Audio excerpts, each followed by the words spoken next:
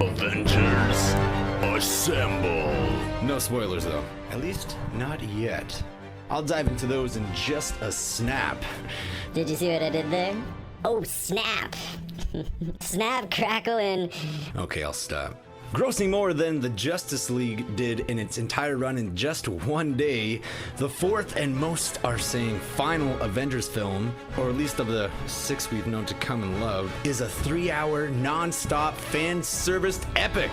And no, there is no time for a bathroom break. But I would advise packing some tissues though. Things do get a little emotional. But it's not all gut-wrenching, tear-inducing, heartbreaking moments. Endgame is also the funniest Marvel film to date, and that's not only because my face was in severe pain smiling for 3 hours. Still cracks a little bit when I move my jaw. The characters, situations, and even famous actor cameos are all too gigglesome. And all of those characters on screen, you never want to take your eyes off of. They are hilarious and maybe not as sexy as you remember. On the other side of the fields, Disney is definitely acknowledging its viewers by becoming a little more darker and mature.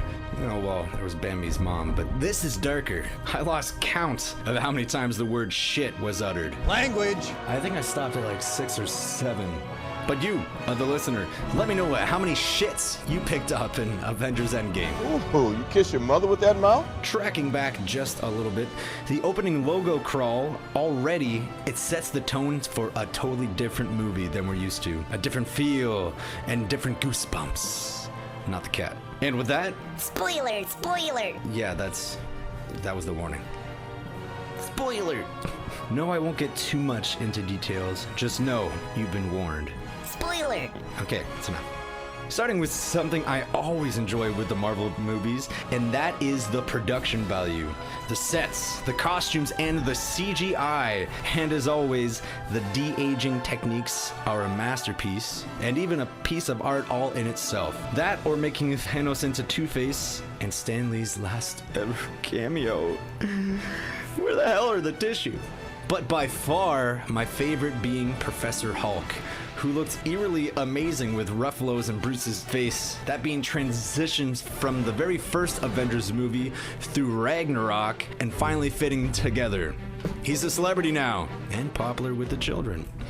And every scene he was on screen, everyone was laughing.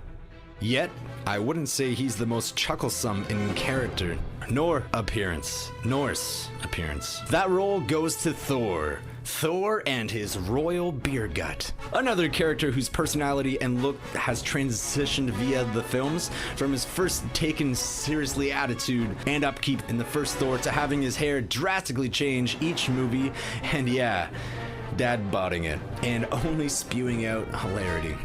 Actually, I'm saying actually a lot. Well, get over it. Actually, all of the character arcs have come full circle and satisfying end. Even the foreshadowing in every movie, like Tony having his hand damaged in every movie, to finally using that hand to save the world and ultimately taking his life. No, it's alright. I'll rough it out. And there are way too many characters to dig into them all, so I'll just breeze through a few. In Guardians 1 and 2, Gamora constantly attempted and finally prevailed of converting her sister from the dark side is now flipped. Nebula trying to convince her sister to come to the light. Along with Spider-Man hugging and then dying in Iron Man's arms at the end of Infinity War is now, mirrored, etc, etc, etc. Moving forward, if you think you know time travel, get ready to hold your breath, raise your eyebrows, and desperately try to understand the logistics and rules of it. Which still has me scratching my head. Are there 2 Captain Americas now? What happened to Loki? Disney Plus. Does Captain marry Peggy and then get with his niece later on? Where the hell did Valkyrie get a Pegasus? Something to ponder. As well as that rat or mouse. Well, no, it's a rat, but does it resemble Mickey Mouse and Disney fixing or bringing the MCU back to life in any way? I mean, it is the true hero of the movie, bringing Ant-Man back. I almost forgot. Only time will tell. Hot dog! And with all the shits, decapitations, and violence, I can see Deadpool working out here.